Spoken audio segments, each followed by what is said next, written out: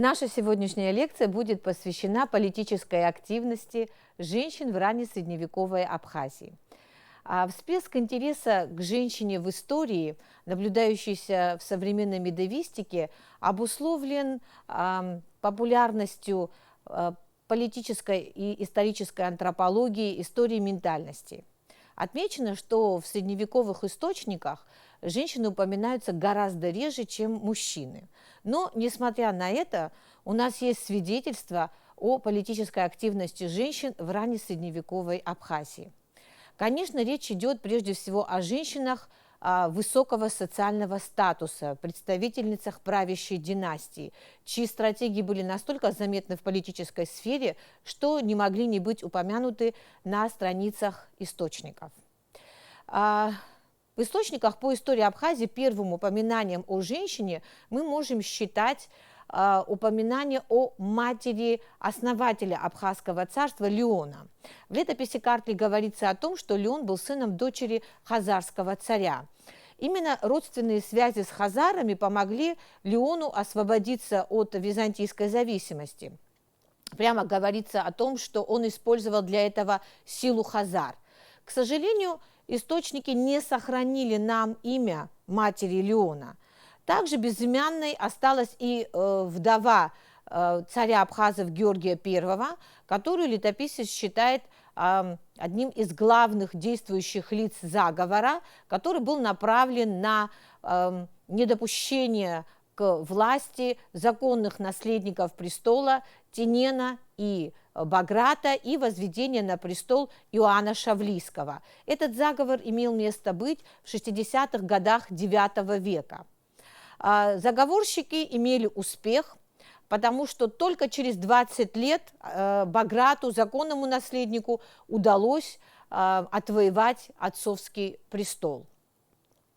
Ну, наиболее известным и наиболее ярким примером политической активности женщин в раннесредневековой Абхазии это деятельность матери первого представителя династии абхазских багратидов Гурандухт. Гурандухт была дочерью царя абхазов Георгия II и сестрой сразу трех абхазских монархов – Леона III, Дмитрия III и Феодосия III. Супругом Гурандухт был Гурген Багратиони, наследник северо-восточной части Тао. Его домен непосредственно примыкал к границам Абхазского царства, и это обстоятельство сыграло в пользу заключения брака между Гургеном и Гурандухт. В 60-е годы X века у них родился сын, которого назвали Баграт, и которому предстояло сыграть большую роль в предстоящих событиях, и эта роль была предопределена его родственными связями с династией Леонидов. В 70-е годы X века в Абхазском царстве разразился династический кризис, который был связан с отсутствием наследников мужского пола сразу у трех абхазских монархов. В результате междоусобицы в 975 году у власти оказался Феодосий III Слепой. Вообще любые формы калечества лишали отпрысков царской семьи занять престол. И вообще сам факт ослепления, он означал исключение данного лица из политической жизни. Однако с Феодосием это не произошло. Почему? Наверное, абхазская знать посчитала, что вакуум власти будет гораздо страшнее для государства, чем, пускай слабый царь, но все-таки был положен конец длительной междоусобицы с его приходом к власти. Однако то, что Феодосий был лишен зрения и не мог лично возглавлять военные мероприятия, серьезно вредило Абхазскому царству, потому что враги Абхазского царства в лице кахетинцев, таойцев активизировались и начинают постоянно нападать на одну из важных провинций Абхазского царства – Картлию. Особенно отличились кахетинцы. И наместнику абхазского царя в Картле Иоанну Марушисце пришлось очень туго, и ему нужно было как-то выходить из этой ситуации.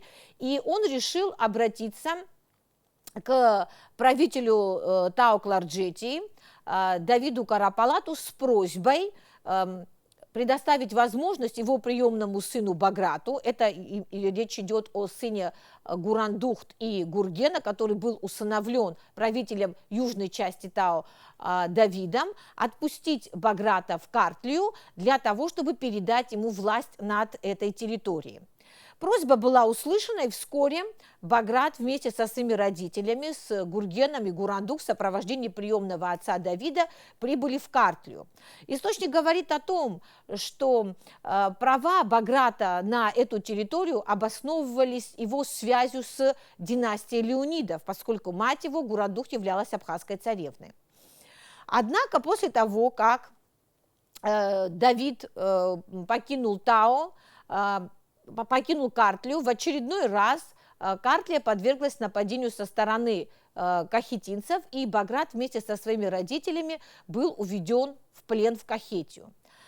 Через некоторое время под давлением Давида Куропалата пленники были отпущены. Однако после вот этих событий мы видим во главе Картлии Гурандухт.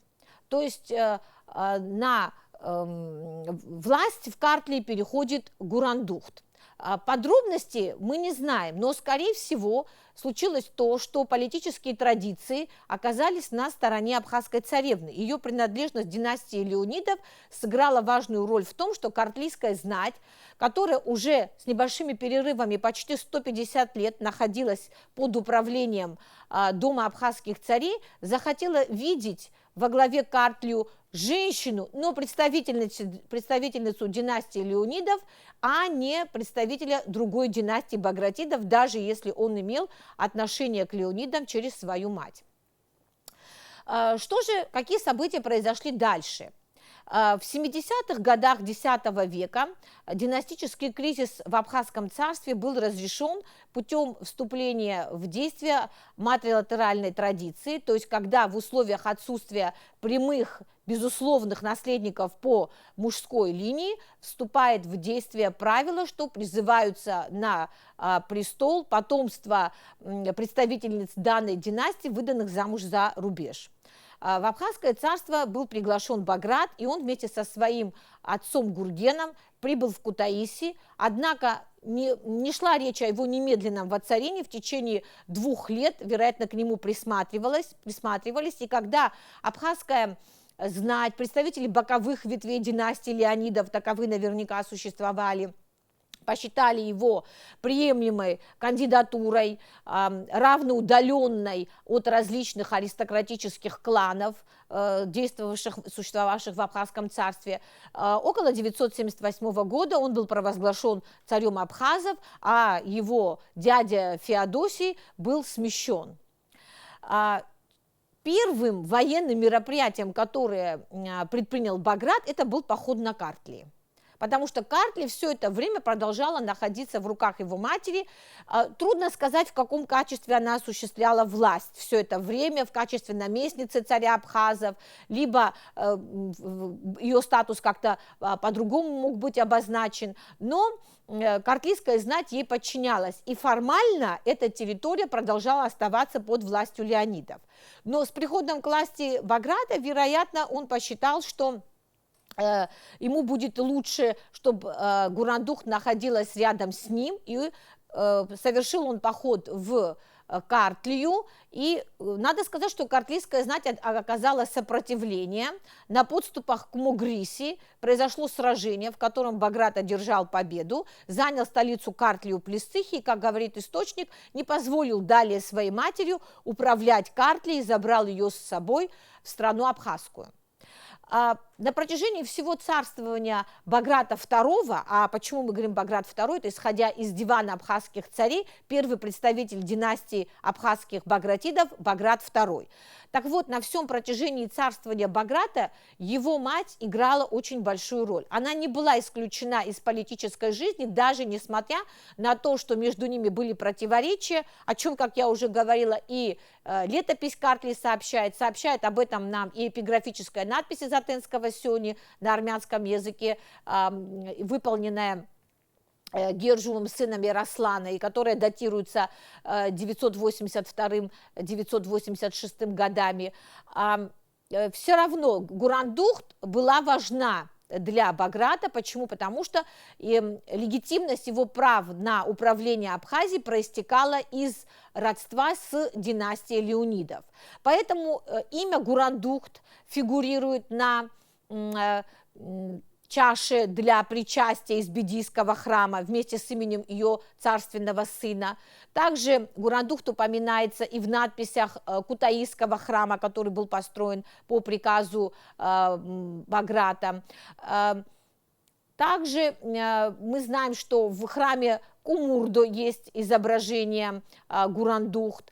В диване абхазских царей Баграт упоминает о том, что он является сыном дочери царя абхазов, однако имени непосредственно Гурандухт в этом источнике не указано. Мы не знаем ни о дате смерти Гурандухт, ни о месте ее упокоения. Единственное, ясно, что она не была упокоена рядом со своим супругом Гургеном, который покоится в церкви рядом с храмом в Ишхане. Он скончался в 1008 году, но тем не менее, значит, Гурандухт, ее участие в политической жизни заложило определенные политические традиции, которые были развиты в Абхазском царстве в последующем. То есть на протяжении всей первой половины IX века, первой половины XI века мы видим активное участие женщин в политической жизни. Но, к сожалению, о супруге Баграта II нам ничего не известно. Скорее всего, она не принадлежала к царствующему дому какому-то. Желая укрепить свое положение в Абхазии, Баграт наверняка мог сочетаться браком с кем-то из представительниц знатных абхазских, собственно, семейств. А вот что касается жен второго представителя династии абхазских багратитов Георгия III, то тут у нас очень много сведений. Первым браком Георгий был женат на дочери васпураканского царя Сенакерима Арцруни. Ее звали Мариам. Матерью Мариам была Хушуш Багратуни, дочь царя Великой Армении Гагика I. Этот брак преследовал политические цели, поскольку в первой половине XI века активную экспансионистскую политику вела Византия в Закавказье, были аннексированы ряд царств на территории, прилегающей к Абхазскому царству, а Георгий III, царь абхазов, был горячий приверженец независимости, и он искал себе союзников для борьбы с Византией, увидел такого союзника в лице Сенакерима Арцруни. Однако сложилась ситуация так, что Сенакерим Арцруни передал свое царство Византии и вместе со своей супругой и своими сыновьями отбыл в Византию, получив титул стратега Каппадокии. Таким образом, Георгий III утратил одного из союзников в Закавказье. Георгий, воевал с византийским императором в двух кампаниях против Василия II. Он потерпел поражение и даже вынужден был отдать своего сына в заложники на 3 года. Но после его возвращения в 1025 году он возобновил военные действия против империи и планировал приобрести новых союзников. И вот такого нового союзника, с его точки зрения, он мог обрести в лице правителя Алании.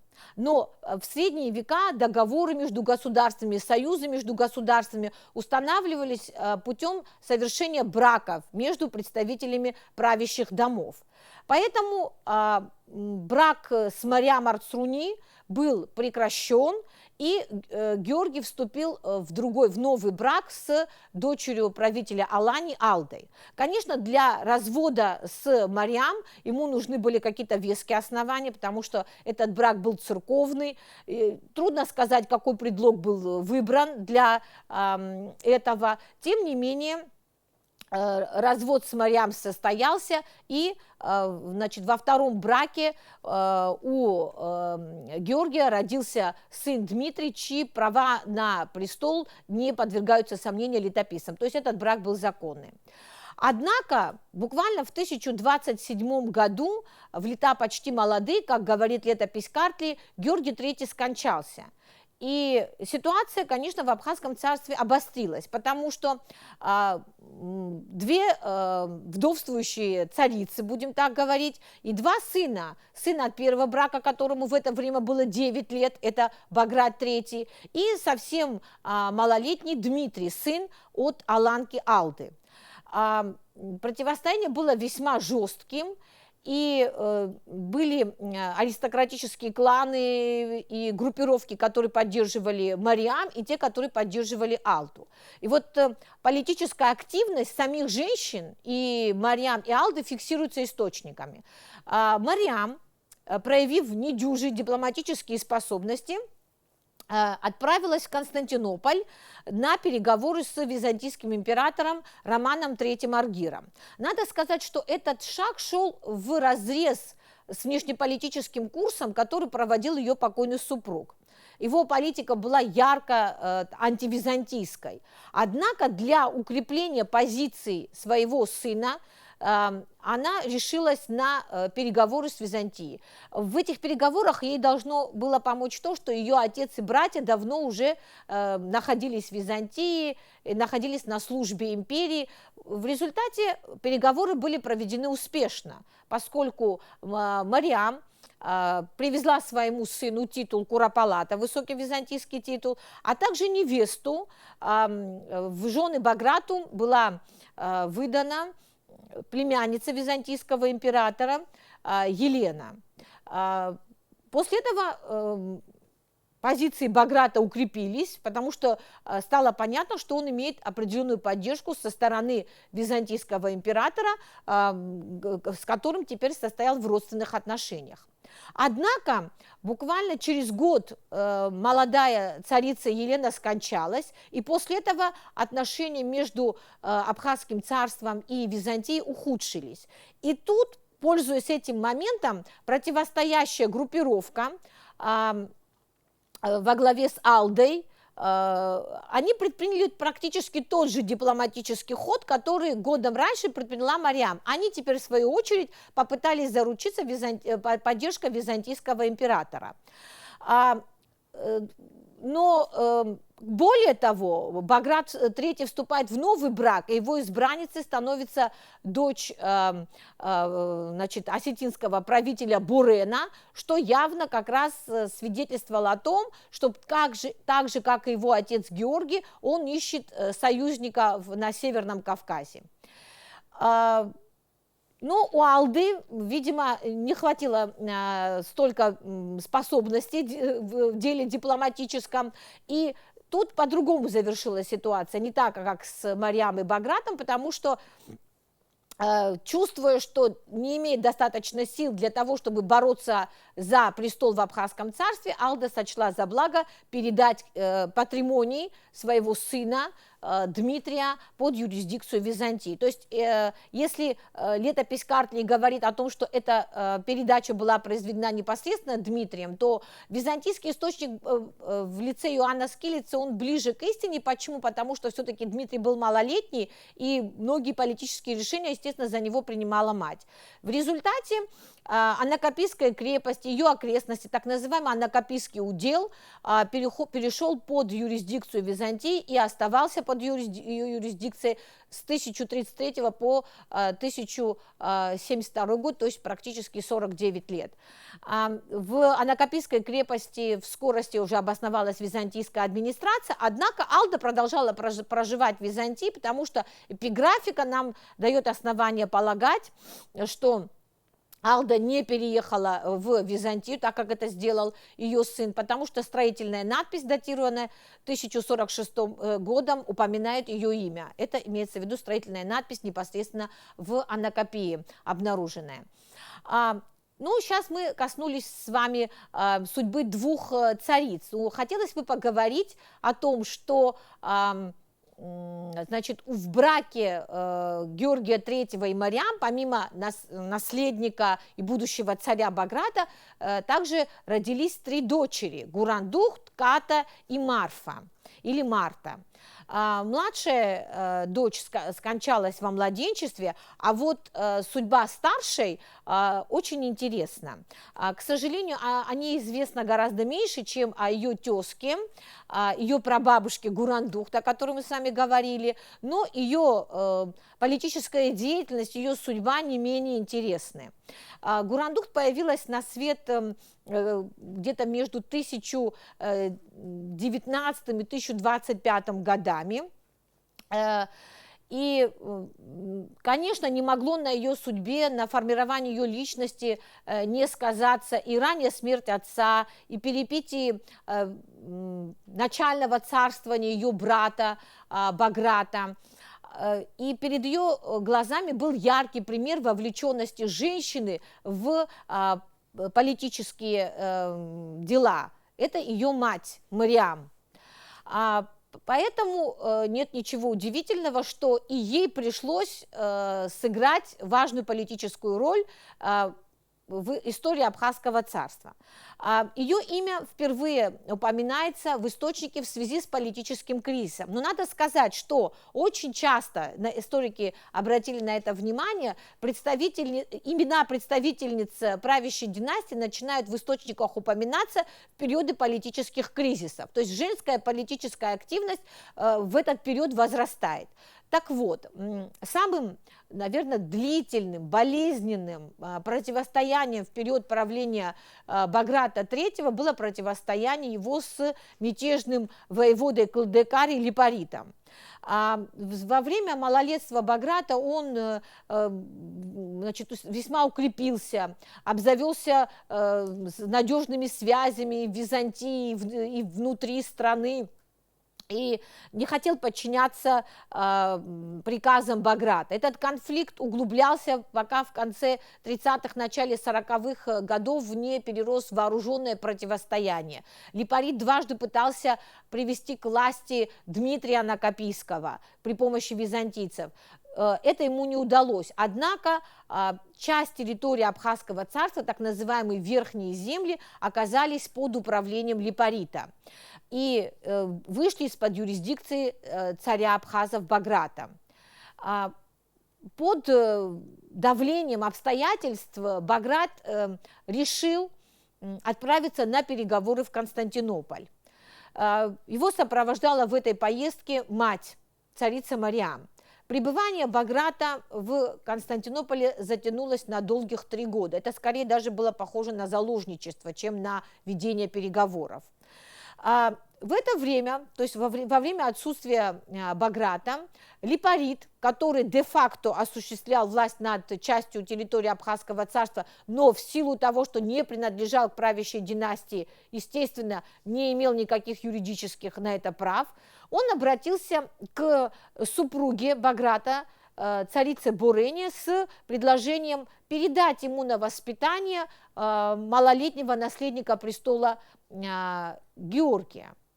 Но дело в том, что Баграт, отправляясь в Константинополь, уже венчал его на царство Георгия в качестве своего правителя.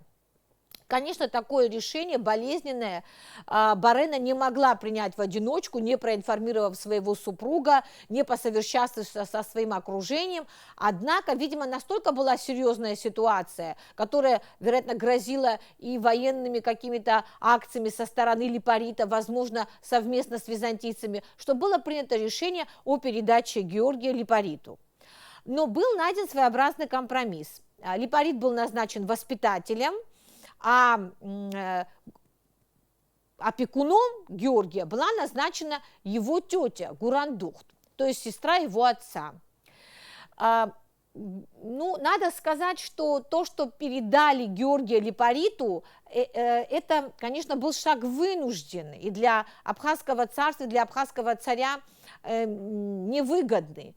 Но то, что Гурандух находилась рядом с наследником престола, наверное, немножко эту ситуацию смягчало. Тем более она вступила в дипломатическую борьбу с Липаритом. Несмотря на то, что и Липарит, и Гурандух были назначены как бы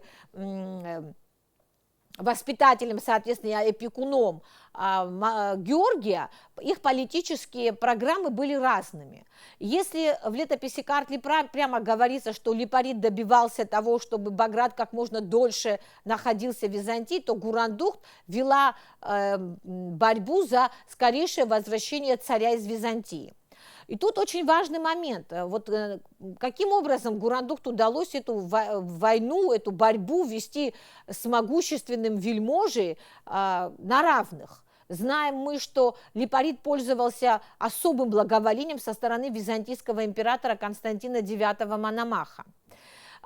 Не имея связи внутри как бы византийского общества, внутри знати, не зная византийского закулисья, Гурандухт было сделать это весьма сложно.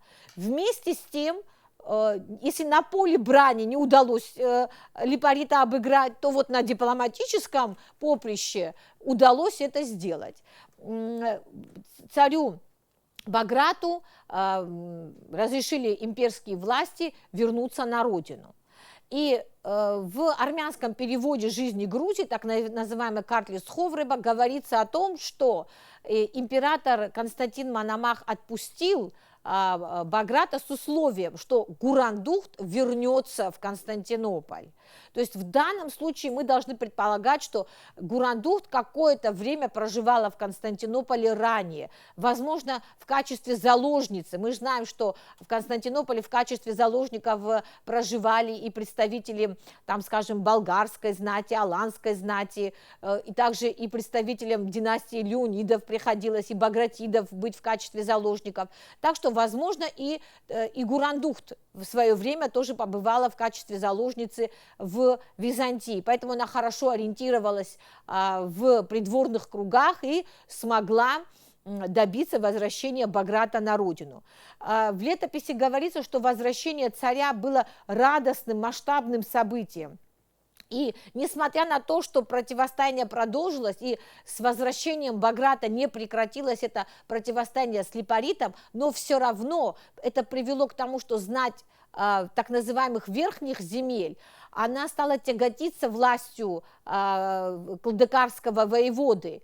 И Сула Калмахский, один из знатных феодалов, беспримерную решительность проявив, захватил Липарита и его сына Ивана в плен и тут же отправил к царю Баграту вестников, гонцов о том, что его противник находится у него в плену, после чего с 1058 года это противостояние прекратилось, поскольку Липарит отказался от политической борьбы, принял схиму и удалился в Византию, где в 1060 году скончался.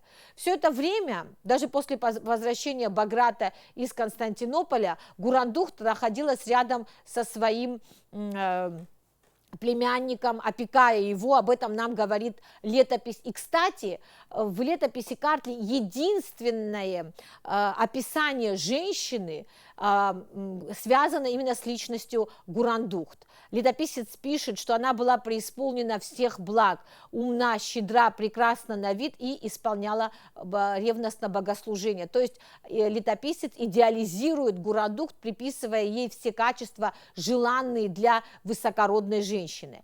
И в последующее время мы видим Гурандухт входящий в ближний круг ее брата, царя Абхазов Баграта III, она сопровождала его в поездках, и также она продолжала опекать своего племянника.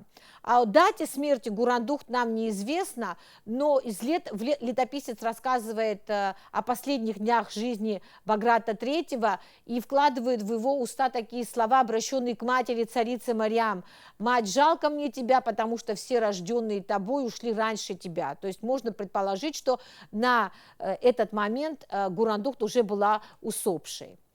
Нет ничего удивительного в том, что вот в период царствования Баграта сразу несколько женщин нам, можно сказать, летописец представляет активно вовлеченных в политические процессы.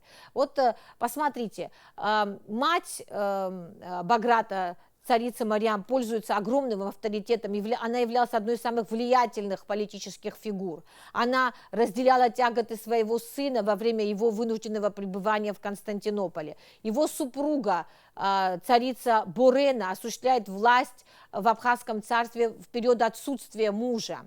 Его сестра Гурандухт назначена опекуном наследника престола. То есть сразу несколько женщин составляют ближайшее окружение Баграта. То же самое хочется сказать о том, что могущественный сельджукский султан Алп-Арслан, желая породниться с Багратом, был согласен взять в жены его племянницу, то есть дочь сестры. Это говорит о высоком статусе сестер царя в данном случае. Но именно вот ничего удивительного нет в том, что и дочери Баграта, царевне Марте или Марфе, а всего у Баграта были две дочери, Марта и Марьям, и вот дочери его тоже была уготовлена незаурядная политическая судьба. Но политическая ее активность в основном была проявлена в бытность ее византийской императрицы. На самом деле Марта впервые оказалась в Константинополе в возрасте 3 лет в 1056 году. Прибыла она в Константинополь в качестве заложницы.